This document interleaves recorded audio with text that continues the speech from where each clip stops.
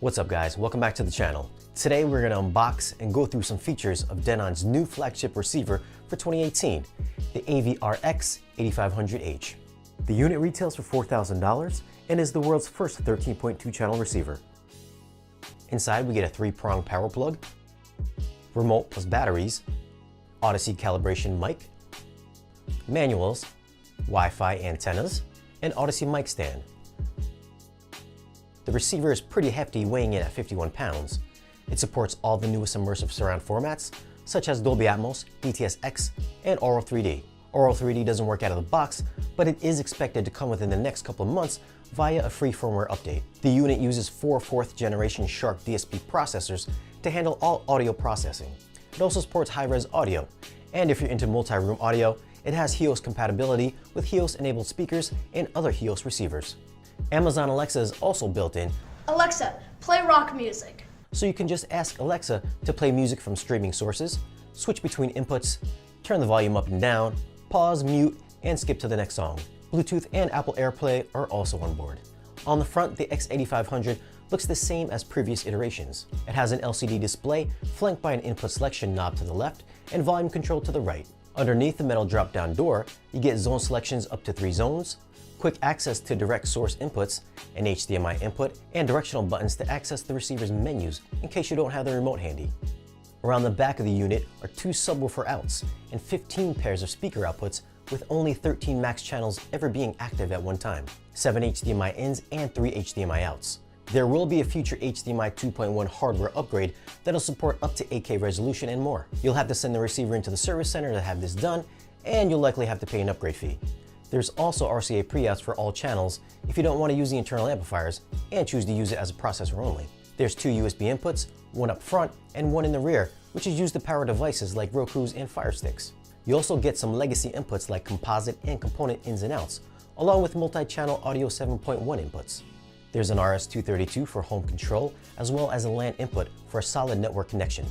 Now let's take a quick look at some of the receiver settings. And if you have a Denon or Marantz receiver, a lot of this will look familiar to you. Let's check out some of the audio settings. We have subwoofer level adjustments for both subs, bass sync,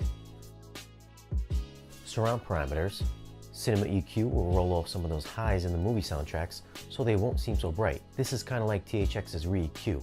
Audio sync, here's volume settings, graphic EQ with 9-band adjustments,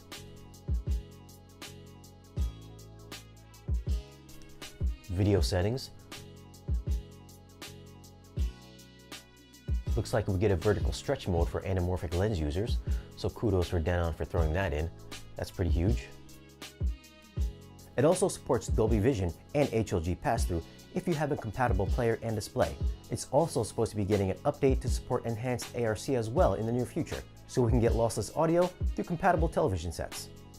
Now in the video output settings, if you're watching 4K content, you won't get the overlay on top if you need to change some video settings. You'll get the overlay on top of a black screen, unless you're watching 1080p content. Here we have the analog output settings, on-screen location for media info. Now make sure you switch this over to enhanced if you want to get HDR working properly. It's set to off by default, so make sure it's set to on. This is the amp assign section. Here, if you decide you want to use an external amp to run your rear speakers, you can assign those unused amps in the receiver to power any of the other zones. As you can see here, you have a ton of configurations for speaker placement. Couple of things to note though, you can have 15 speakers connected at once, but the receiver will only process 13 channels at one time. Also, native Atmos will give you all 13 speakers at once, as well as Dolby Surround upmixing if you're running 6-side speakers, but it won't upmix to the wide speakers if you're running those. DTS-X is limited to 11 speakers at once, as well as Neural X upmixing. Aural will support all 13 speakers if you use their setup for front height and rear height configuration. I believe it'll shut off the top middle row in favor of center height and top surround. The rest of the settings should be self-explanatory, with distances and crossover settings, network, and general settings.